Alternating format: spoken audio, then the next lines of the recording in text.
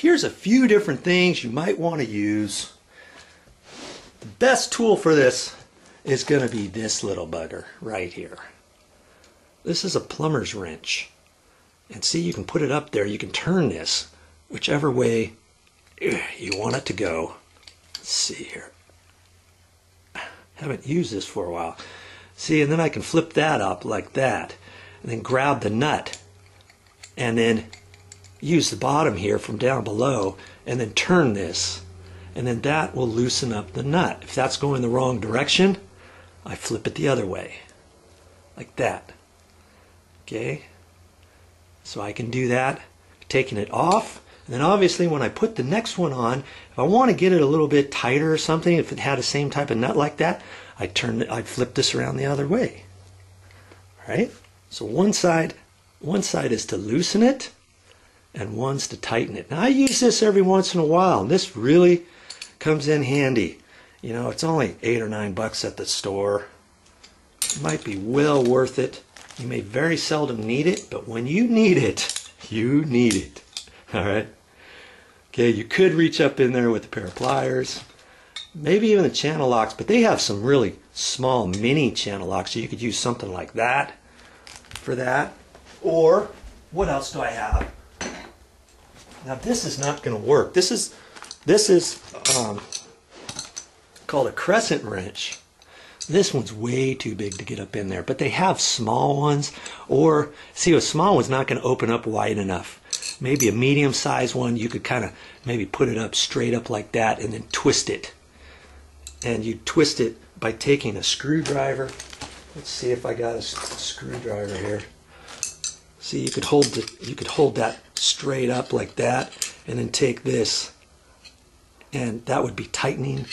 And you take it like that, and you would loosen it that way, you know, just a little bit until you can turn it off by hand. So there's all kinds of ways to do it. Every sink is different, you know. So you're just going to have to remember these little thoughts and ideas on yours. Okay, it's pretty much time to get busy. I'm going to use this and see how it works to undo those top nuts. And I've got everything shut off now. What you want to do is you can turn this just to double check that your water's off, in case you have a question which way those gate valves underneath. Okay, no water.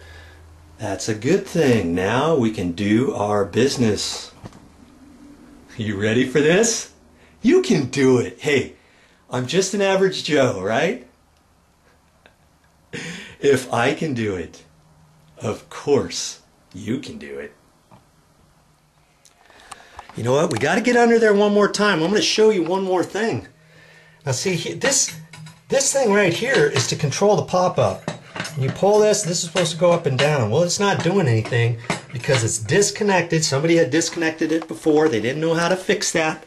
And if yours ever does that, let's see if I can show you very quickly what the deal is here.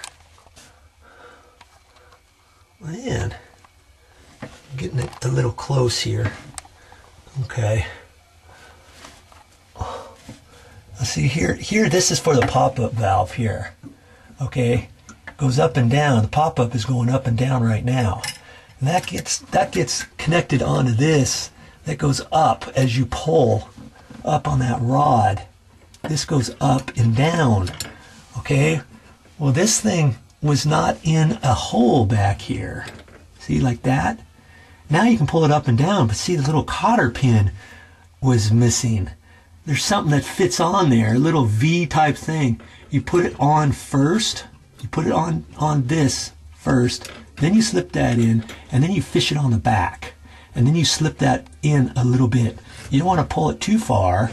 You want it back in there somewhere. And then you try it up and down. And that's why they have different holes here. Because maybe it's on this next hole. Maybe it's on this hole up here. And this slide has a nut up here, see? And you can tighten that with a little wrench. And then you can slide that up and down on the actual rod. Okay? That's another something we're going to have to We're gonna, no, I guess it'll go through the hole up there. Okay, that'll be fine. Or if it didn't, you'd have to undo that, you know, with a little pair of pliers or a small crescent wrench or something. Okay.